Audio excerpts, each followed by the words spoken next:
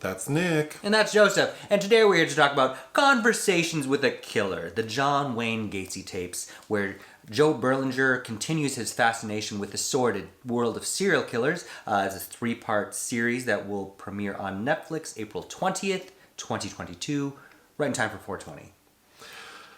Oh, okay. So Joe Berlinger, some people credit him with having created the impetus for what started off true crime docudramas in the 90s, because he directed that Paradise Lost trilogy of films, which ended in those 3 young men being acquitted of their crimes, but has since gone on to do all kinds of stuff, including Conversations with a Killer, the Ted Bundy tapes, and then he directed that Zac Efron Ted Bundy film, Extremely Wicked, Shockingly Evil, and Vile, which I know you watched, and also did that Cecil Hotel series on Netflix that I couldn't stand. Oh, that was terrible. That was terrible. But here we are. He's bringing us back to John Wayne Gacy. All right. So the serial killer John Wayne Gacy is well documented in film, podcasts, books, essays. So why this one? Because this director had access to 60 hours of audio interviews that were conducted by Gacy's defense team. Mm-hmm. But I feel like it's a little misleading because the John Wayne Gacy tapes, we do hear audio of him speaking sporadically throughout the 3 episodes, but there really are no... It's like they're using that to thread through... they're using it to reconstruct going backwards how he was caught. It is effective in like hearing this man's voice, and he does speak candidly, but also... he as a personality is not believable, right? Like he's egomaniacal. He's a lot of things beyond a serial killer. He's very much like, they ran into my knife. They ran into my knife 10 times. But anyway, 3 episodes. It's set up. Episode 1 is set up with presumably the last person he killed, a young man, a 15-year-old named Robert Peast. Mm-hmm. And it's this missing boy that sort of gets Gacy hemmed up because of the search for this boy. So the first episode is really about this guy and the history of Gacy. The second episode is the discovery of the bodies in Gacy's crawl space at his home and the excavation of those bodies. And then the third episode is the resolution. So like the trial, him of course being found guilty, sentenced to death, and then being executed by lethal injection. In 1994. Several many years later. So there's nothing new except that efforts have been taken to identify, because I believe there were 33 victims, remains that were found. 34, I'm sorry. 33? 33. And I believe 9 of them were unidentified at the time. So work had been done. I think 8. But 8? Yeah. Work had been done to identify some, and then we find out that as late as like 2021, another body had been identified. Because this was the late 70s, so they didn't use DNA. So the bodies were exhumed, was it the year 2000? And they were able to identify 2. Another family had come forward, I think, in the 2021. In short, there are 5 bodies that are still... So the documentary ends with, a plea to anyone who might have information on who these unidentified victims are to contact the Cook County Sheriff's Department. But I can just go through my notes for each episode. So episode 1, I got emotional many times just because just thinking about the victim and what they must have gone through. And I think the documentary does a good job of not sensationalizing the acts that were committed upon these victims and sort of focusing more on the victims themselves. And something that really took my breath away was Rob Peast went missing on his mom's birthday. Yeah. Yeah, because he was at work and he had stepped out to... he told his coworker, this young woman who's a doctor now, and in San Diego, family medicine. She had interesting vocabulary for being a doctor, but the creepy factor there is the mom kept coming up like, "Where's my son? Like, it's my birthday. We're going out for my birthday dinner," and he had left work because he was picked up from work. In episode 1, we hear Gacy via these tapes talk about sexuality. And it was very interesting because it's very much in line with, especially appropriate for the time, a lot of gay men didn't identify as gay or homosexuals because they thought that just simply having sex with other men doesn't make you gay, because I don't want to be in a relationship with a man. And so hearing Gacy talk about that was very interesting. He was married to a woman. Two. Two? Yeah, because he had kids with the first one. That's and then he right. got convicted of sodomy, and that wife left him. He never saw those two kids again. And then we get to his marriage with Carol in episode 2. But before that, in episode 1, we learn about his time with a group called the JCs, which was just a bunch of white men doing like community service. It all seemed, that in itself, a bunch of young white men in the 50s and 60s getting together is already scary. But which kind of whet his appetite for kind of political power as well. Yeah, so we get a sense that he was very occupied with like power. But we hear a story of him pulling a gun on one of, I believe it was like the son of one of the JC members. And we have that gentleman telling the story. That was creepy. Mm-hmm. I think also, the vulnerability of the gay community, especially then, really fed into how he was able to, like Dahmer as well, how he was able to victimize these people. And again, I think also explains why there was a reluctance for families to come forward, even if they thought that their children might have been involved in this scenario, because of the stigma. Sure, but continuing with episode 1, we find out that the reason Gacy got hemmed up with this Rob Peast guy is because the doctor you referred to, who was a cashier at the pharmacy that Rob Peast was also working in, Rob had let her borrow his winter coat because she was cold. And she had developed some film at the pharmacy, and for some reason she said, I don't know what I was thinking, but something made me put the receipt in Rob's pocket. And ultimately the police found the receipt at John's home. And that's how they knew, because of course John denied ever even meeting Rob Peast, but then he had this boy's receipt in his house. So that was sort of what, but I just thought it's so amazing. Like, this man was a prolific serial killer who did it all like under everyone's nose. He had been caught by he had interactions with law enforcement many times over the years for criminal activity, including sexually assaulting minors, and nothing ever got his ass locked up. So it's just so crazy that like this little thing is what, I mean, it's crazy / scary. Well, and just how it went down, because they did search his house initially and didn't find anything, and it took a second search warrant because the heat had come on when an officer, because there's much to do about them tailing him, and that he's like playing cat and mouse with him, and he knows they're tailing him, and they make it very obvious, and he develops kind of a friendly commiseration with the police officers following him. But they're doing a home visit. He invited them in, and the heat came on, and this one cop's like, I know that was decaying flesh that came on.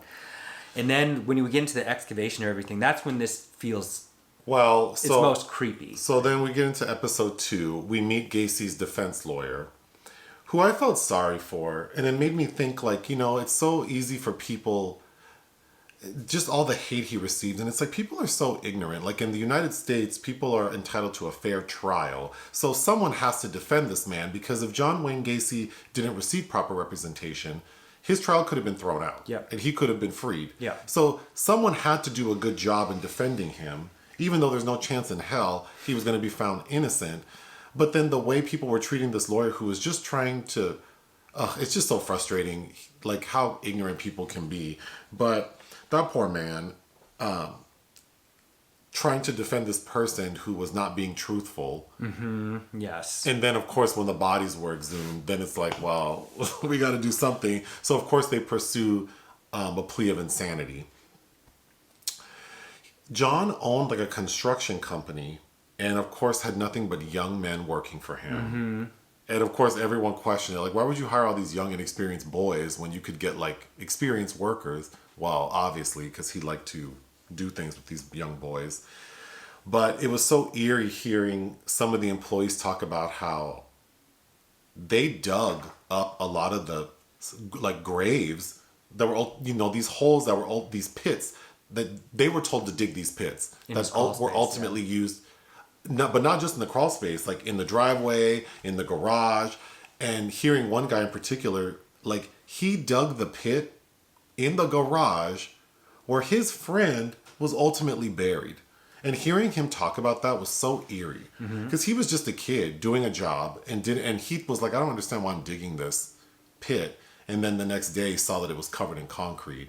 And then, of course, years later, when it was excavated and they identified who was in that pit. Can you imagine? Yeah. Or digging the hole that your friend who was murdered by your boss was buried in. Well, it's just too much to handle. Or how Peace's body was up in the attic while the cops first visited his house. He hadn't had time to dump it. I also, it also clarifies, he's known as, the imagery of John Wayne Gacy as a clown is often used, but he often performed as Pogo the Clown, but he didn't use that as a way to kill anyone or capture his victims. But his clown drag was not very good. He was a little raggedy. So his killing started in 1972, but really it didn't ramp up until he divorced his wife in like 78. The second wife, yeah. The second wife.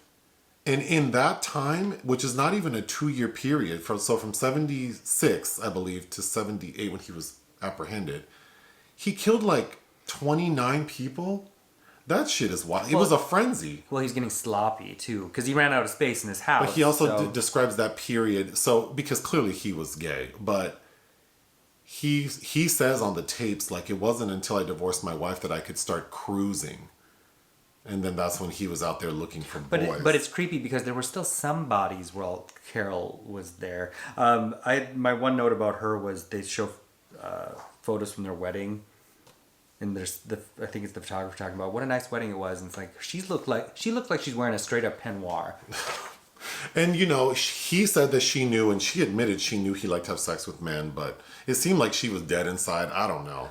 But it seemed like she was one of those women that needed a man to be able to function. But you already alluded to, there is a gay rights activist, this seemingly lesbian, on the thing, talking about how like a lot of families didn't come forward about their missing family member because they didn't want the gay thing associated with that, which is so unfortunate because maybe some of those unidentified victims are unidentified for that reason. But she talks about that. We also find out that John pretended to be a cop in order to lure his victims. And the way he would get them is he would tell them that he knew a magic trick and he would put handcuffs on them. And of course, with the handcuffs on, they're disarmed. And then he used something, I should have looked it up. It has a name, but there's a specific technique of tying a rope into 2 knots and putting it around someone's neck and then taking like a stick. And it takes very little effort to create a lot of torque to easily strangle someone. And that's how he killed most of his victims. Yeah. And he talks about that. That's bone chilling. And what the bone chilling part is, he's like, I had no remorse. I have absolutely no remorse. When he talks about moving Rob Peast off his bed, it's like he'd answered a phone call, and by the time he came back, it's like, oh, he was dead, and then I had to go to bed, and it was like, you have stuff on the bed, you got to clean it off to go. Yeah, I mean, he's sick, but I got really emotional towards the end of episode 2 because, hearing these cops in the 70s talk about this gay killer and then the victims who probably, some of his victims he did apprehend with the idea that he'd have sex with them. So they were obviously gay too. And there's a tinge of homophobia in some of their reactions, but I think overall these detectives and cops were trying to do their jobs. And watching these men in this crawl space, and there's a lot of video and photographs of them digging, and it's just like, I just got so emotional thinking like how no human being should have to deal with this, whether it's the victims of the loved ones of the victims or the actual people digging up these bodies. Well, the one man who said there was the corpse that was stuck in the mud. And he describes how he had to go in through the rib cage and like wrestle it out. It's just like no one should have to like. It's just so gruesome. It's beyond. I mean, it's just not normal. Like there was another survivor, a young gay man who he chloroformed that he dumped. Was able to escape, yeah. And the cops didn't do anything about it, so he remembered. That's right. The exit of the car, and he went and waited there and was able to find John Wayne Gacy and reported his Reported identity. him, and Gacy was arrested and let go. But again, because law enforcement at that time didn't take like male on male sex assault as like rape, Right. So they just thought, well, it's two homosexuals getting it on, and one is mad, so whatever. But yeah, you think all the times that this man could have been stopped, and he wasn't. Episode 3 is where we see like the aftermath of the excavation, and something that really bothered me was all of the looky-loos who surrounded the house as it was being excavated, which was also like around Christmas. And a lot of people said like, well, I want to know if my family member, and it's like, okay, sure, but the majority of those people there are just being nosy. Sure. And it's so macabre. It is, yes. Even like I get so frustrated driving down the freeway in LA and there's an accident and people like just will break their neck. It's like, what do you want to see? You want to see someone like dead on the street? Like what? Oh, it bothers me so much. Yeah, hearing these cops talk about removing these bodies, it was just so devastating. Then we see that Gacy drew a diagram because he was very upfront about what he did, and he was very accurate with the diagram. And it's just like the mind of a person who would do these things and was so methodical, and it's very creepy. I know. What was I thinking? God, if you start burying people at your house, you can't really sell it. Like, you're gonna live there forever. Yeah. But which also speaks to, did he want to be caught? Was there any long-term goals? He ran out of space. Because Peace was dumped in the river along with a couple other of the last few.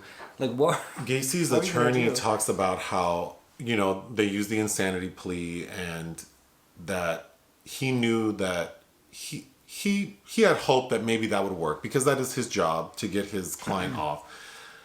But he knew that it was a done deal because one of the prosecuting attorneys said something he shouldn't have said, which was that if Gacy is found not guilty due to insanity, he will obviously have to go seek psychiatric help, but ultimately he will be released.